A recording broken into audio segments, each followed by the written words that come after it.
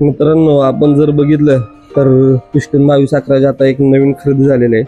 महाराष्ट्रातले एक टॉपची खरेदी म्हणून आदत वयातील सर्वात उत्कृष्ट आणि सर्वात जास्त पैसे जर खरेदी कोणते असेल तर मल्हार 2211 म्हणून पिस्टन सारखं संपूर्ण महाराष्ट्रात नाव करणार का, आपण आज त्या मुलाखतीच्या माध्यमातून आपण बघूयात.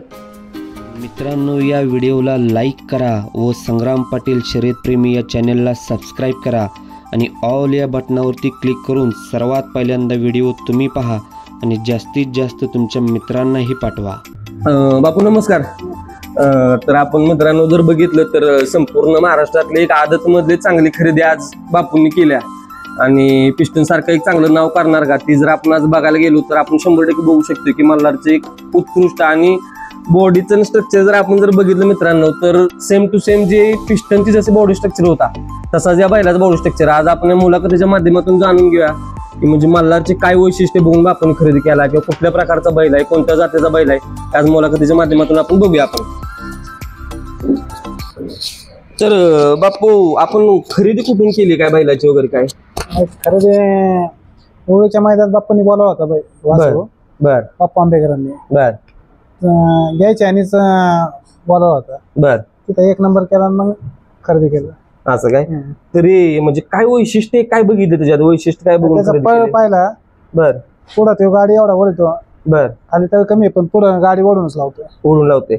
एक दुसरी गोष्ट म्हणजे महत्वाचा बोलण्याचा मुद्दा माझा आहे की बैलाकडे जर आपण बघितलं तर एकदम बारका बैल आहे. मग एवढ्या बारका ह्याच्यात बारका वयात तुम्ही कशी काय खरेदी केली काय? नाही आता आपल्याला आदत सोन्या आता दुसरं झाल्यामुळे आदत वासरू नव्हतं. बर आदतची माहिती आहे म्हणून मग आपण आदत म्हणून घेतलं. असं काय?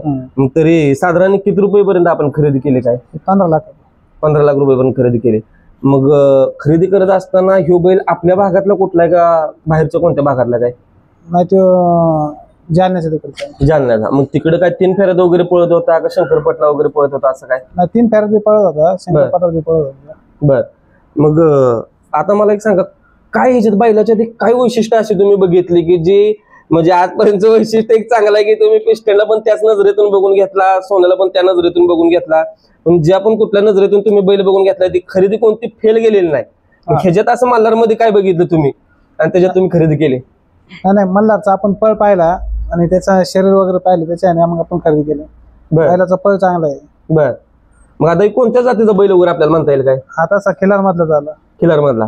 मग ह्याच्यातून आता पिस्टन कडून वगैरे काय आपल्या अपेक्षा वगैरे ज्या होत्या तर ह्याच्याकडून काय अपेक्षा करशील, काय वाटतंय? नाही अपेक्षा आपण ठेवायच्याच नाही कधी, ते पूर्ण करते त्याच्यामुळे काही अपेक्षा ठेवून उपयोग नाही. मित्रांनो सांगा, सोन्याकडून बी अपेक्षा नव्हत्या ठेवल्या, पिस्टनकडून नव्हत्या ठेवल्या, त्याच्याकडून बी नाही, त्या अपेक्षा पूर्ण करतात आपल्या. मित्रांनो एक सांगायचं वैशिष्ट्य म्हणजे काय की मी ज्यावेळी ओंकार शेठचे बापूंची बाईट घाली येतो त्यावेळी त्यांचं एक मत असते प्रत्येक वेळी की कुठलाही बैल असू दे किंवा कुठलंही मैदान असू दे त्या मैदानात कुठल्या प्रकारच्या अपेक्षा वगैरे करून जात नाही ते. म्हणजे जरी नंबर आला तरी चांगली गोष्ट आहे, जरी नंबर आला तरी हार पत्करायला कोणत्याही गोष्टीत त्यांना मान्य करतात हार वगैरे जे असेल तर. तर बापू आता मला एक सांगा की आता म्हणजे आपली घरची गाडी वगैरे काय कधी पळताना वगैरे काय दिसेल का, सोन्याची आणि मल्हारची वगैरे? सोन्याची मल्हारची पळायला मैदान एखादं पळेल.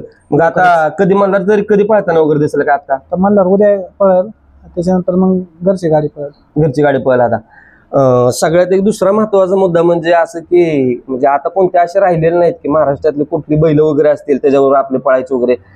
आदत मध्ये जर मल्हार कुणावर पळताना एक चांगला दिसला असं तुम्हाला काय वाटतं, कोणत्या बैलासोबत वगैरे? मल्हारची सोन्याची गाडी 1 नंबर पळणार, चांगली गाडी पळेल, कारण दोन्ही पुढे पळायला येतात, दोन्ही शाणी आहेत उभं राहायला. बरं. तरी साधारण आपण बघायला गेलं तर बैलाचं वय वगैरे किती आहे काय? आता 1 वर्षाचा आहे. 1 वर्षाचा आहे. म्हणजे 1 वर्षात एवढं बघून एवढं विक्रम खरेदी तुम्ही कशी काय म्हणजे केली? नाही बैलच पळतोय त्याच्यामुळे वासरू पळतोय आणि शरीर वगैरे चांगले आहे त्याच्यावर आपण खरेदी केली. बरं. मग आता मला एक सांगा की उरुळीच्या मैदानातून ज्यावेळी आपण बैल वगैरे खरेदी केला त्याच्यानंतर आपल्या गोट्यावरती वगैरे आल्यानंतर काय कोणी मागितलं वगैरे होता काय? नाही ते मला माहित नव्हतं. तिथं मैदानात 1 नंबर केला, मग अनिकेतन ते आधी मला बोलून घेतलं तिथे, म्हणजे असं चाललंय. बाप्पा म्हणले ठीक आहे, मला बघा तुमच्या बाप्पांनी मला बोलावलं, बाप्पा आपण वासरू घेतलंय असं कधी, ठीक आहे म्हणलं चालतंय तुम्ही म्हणतात तसं, त्याने घेतलं. आता बैलगाडी क्षेत्राच्या दृष्टिकोनातून एक दुसरा महत्वाचा एक मुद्दा काय माहिती आहे का, जेवढी पण बैलगाडा मालक असतील संपूर्ण महाराष्ट्रात सगळी बैलगाडी मालकांच्याकडे सगळ्यांच्याकडे बैल आहेत. पण जातीवंत गाय अशी कोणाकडेच नाही. प्रत्येक जण काय करते की फक्त बैलाची खरेदी करते. मग जर जातीवंत एखादी गाय जर तुमच्याकडे असेल तर तिची पैदास पण चांगली जातीवंत होऊ शकते. हो. मग त्या पद्धतीतून तुम्ही आजपर्यंत प्रयत्न का केला नाही की एखादी गाय वगैरे खरेदी करावी किंवा चांगली गाय असावी असं? नाही, आपल्याकडे गाय आहे आणि आता एक छोटी कालवड आणलेली आहे. बर. अजून एक वर्षाने तिला लागवड करायची, होय. पैदास करायची. बर बर बर. आणि दुसरा महत्वाचा मुद्दा काय आहे की म्हणजे आता हे चांगल्या पद्धतीने तुम्ही बैल वगैरे करताय. सगळ्यांची एक इच्छा असते की ज्यावेळी बैल खरेदी करतात बापू असं बैलांच्यात बघतात काय की जितने बैल आता घेतली असतील ती कोणती बैल फेल जात नाहीत. मग असं कोणत्या दृष्टिकोनातून तुम्ही काय बघताय असं? नाही, आपण काय पिस्टन तर साहेब तात्या वगैरे त्या 2-4 जणांनी सांगितलं वासरू चांगले, त्यांच्याने घेतलं. सोन्या किंवा बापूंनीच पाहिलं, बापू म्हणले घेऊ आपण, बापूंच्या याने घेतलं. मग आता काय सोन्यासाठी काय खाद्य वगैरे हे ती मल्हारसाठी वगैरे काय आता सुरुवात नाही, काय? ज्यांना सोन्याला पिस्टन आहे तीच ह्याला खाद्य आहे. होय. बरोबर. तर तुम्ही बघू शकता मित्रांनो, म्हणजे एक मल्हारची खरेदी आणि चांगल्या प्रकारचा एक उत्कृष्टरित्याचा एक चांगला बैल आहे. तर संपूर्ण महाराष्ट्रात एक चांगलं नाव करणार का? तर 100% करणार. पिस्टन नंतर जर आदत वयात जर नाव दुसरा करणारा बैल जर कोणता असेल तर मल्हार 100% आपल्याला संपूर्ण महाराष्ट्रात दिसून येईल. आणि बापूने आपल्याला एक वेळ काढून चांगला वेळ दिला आणि मल्हारची एक चांगली संपूर्ण वैशिष्ट्यरित्या माहितीबद्दल बापू धन्यवाद. थांबूया आपण.